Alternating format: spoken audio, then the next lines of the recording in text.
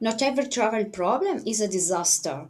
Learn these three words and sound like a native speaker.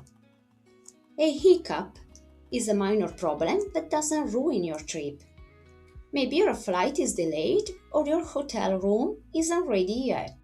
A setback is more serious. It pushes your plans back and forces you to change them. A mishap is an unfortunate accident, usually something unexpected and a bit embarrassing. Remember, a hiccup is small, a setback delays you, and a mishap is an accident. Save this video and use these words on your next trip to sound more natural in English.